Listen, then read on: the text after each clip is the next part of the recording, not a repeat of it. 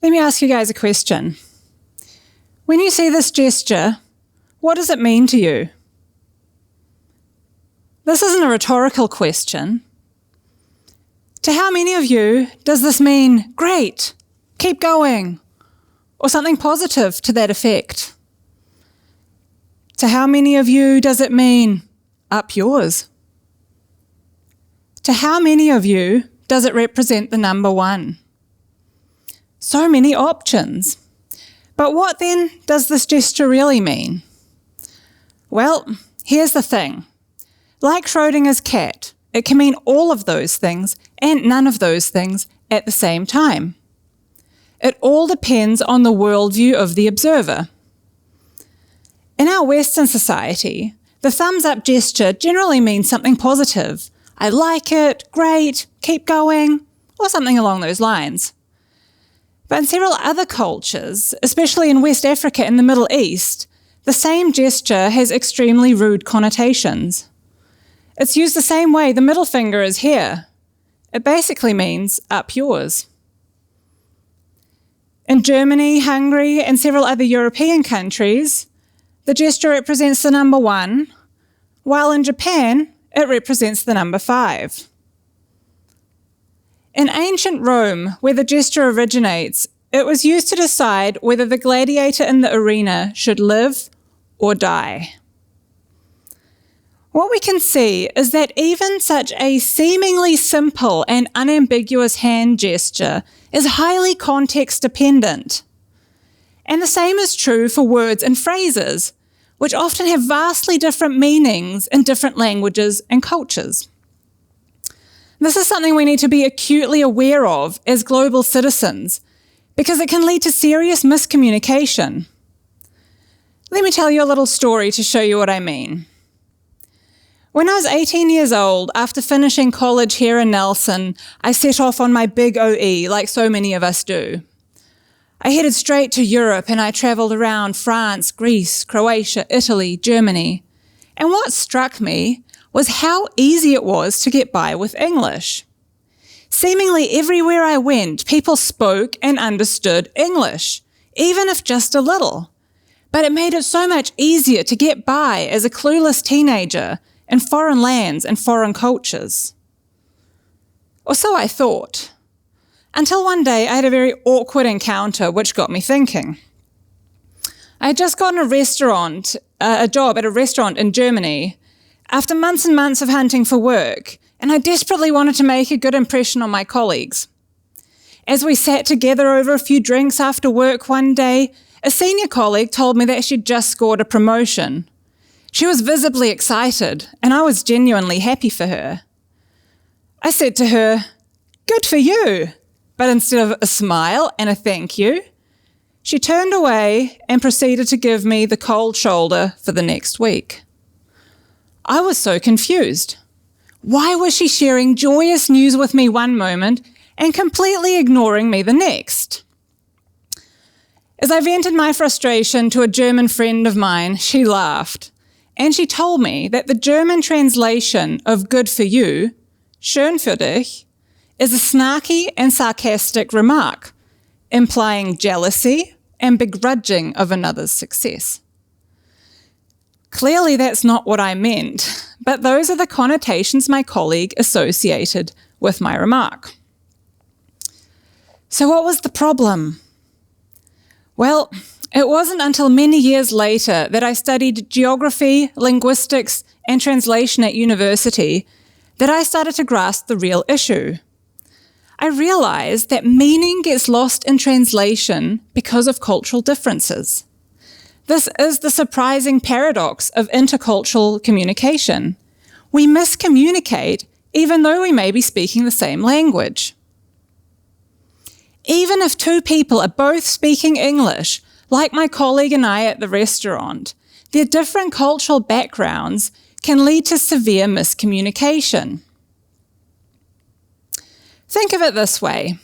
Language allows us to encode and decode meaning. But to crack the code, we need a shared set of pre-existing concepts. Now, many of these concepts are passed down to us from our culture, and ultimately shape our worldview. And the lack of a shared worldview is what makes intercultural communication so difficult. Let me illustrate what I mean. Here we have person A and person B. Their worldviews have each been shaped by their cultural influences on a broad societal level and by their personal lived experiences on an individual level. And together, these things give them each a distinct lens through which they view life and through which they filter their communication. So when person A communicates, they encode their message into verbal and nonverbal signals, which are then sent to person B and filtered through the lens of person B, where they're recoded to reconstruct the message. But because of the filtering process, the message that arrives can be highly distorted. And as this process goes back and forth, the likelihood of invisible misunderstandings mounts. And I call them invisible because in many cases, one or both communication partners are unaware that it's even happening. Like in the following example. An American company selling high-end tech products was looking to break into the Chinese market. Talks and negotiations had been going well with a potential buyer, and the Americans considered it a done deal. To celebrate, they invited the Chinese delegation out for dinner at a fine local restaurant. Now, as the Chinese delegation arrived, the head of the delegation was greeted by a junior member of the US team.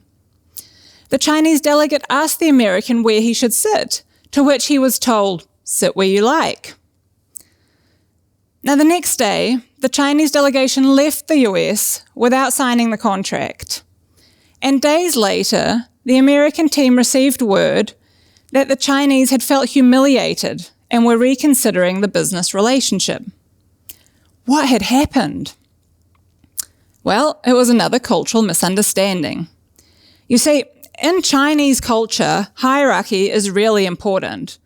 Whereas in American culture, displays of hierarchy aren't really culturally comfortable. So when the head of the Chinese delegation was only greeted by a junior member of the US team, rather than the most senior, he immediately felt a loss of face. Then, to add insult to injury, he was told to sit anywhere, when ideally he should have been given a seat at the head of the table next to the most senior member of the US team. This cultural misunderstanding led to an 8-month delay in the signing of the contract and almost cost them the business deal. So how can we prevent these kinds of invisible misunderstandings in intercultural communication? Well, it all starts with our ability to see the world through different eyes, to shift our perspective, to overcome our bias, and to recognize that we need a shared basis of understanding to crack the code of meaningful communication. With this in mind, let's take a look at what person A and person B could do to better communicate. What we can see here is their communication toolbox, and that they each have 2 main communication tools, the verbal and the non-verbal. These are the 2 ways in which we can encode and decode or send and receive messages in communication. And we can adapt these to suit the needs of our conversation partner. These are our controllables.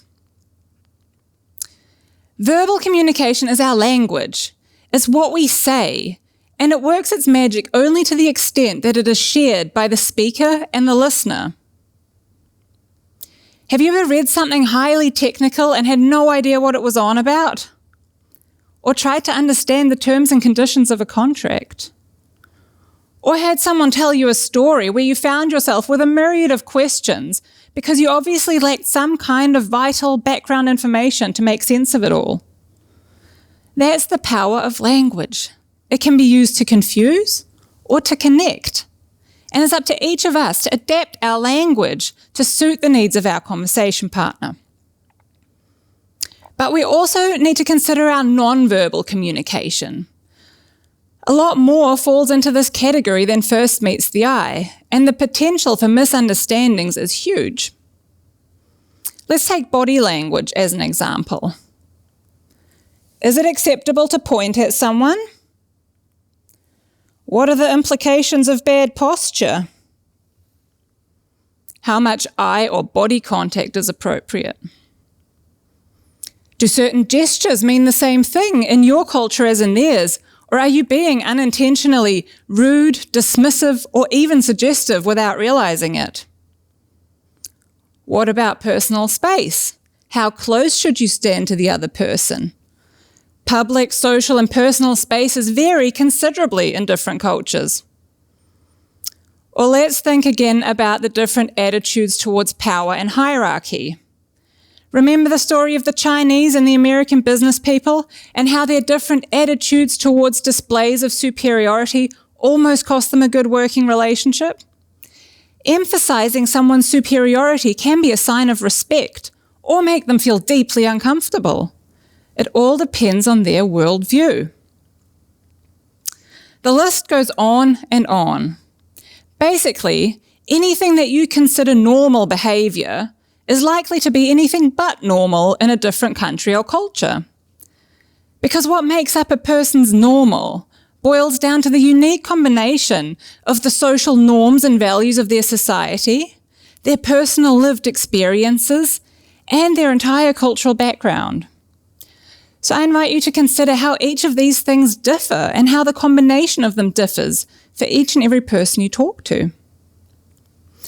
I encourage you to adapt your language to suit the context and to suit the needs of your conversation partner. This could mean using simpler language. It could mean avoiding jargon and steering clear of potentially confusing idioms they may not understand. You could also paraphrase, repeat, or tell a story. After all, the power of stories is universal. And you can always ask clarifying questions too. Often, if we approach a situation with curiosity and an open mind, we find ourselves blown away by the multifaceted diversity that makes up the human race. It's up to each of us to recognize our own often subconscious lens of cultural norms and biases, to realize that we all have them, and to understand how they affect our personal preconceptions and our communication. If we all learn to make better use of our communication toolkit, we can avoid misunderstandings. We can avoid making people feel left out or even offended by our unintentional ignorance. That way, we can all take responsibility for positive change. Ultimately, more effective communication leads to more productive collaboration and better relationships between countries, organizations, and individuals. Instead of just talking to or at each other, we can actually end up on the same page. If we can all learn to see the world through each other's eyes, we will be less likely to discriminate and marginalize, less likely to focus on what sets us apart, and more interested in what we can learn from each other. In a nutshell, we can be better global citizens. Thank you.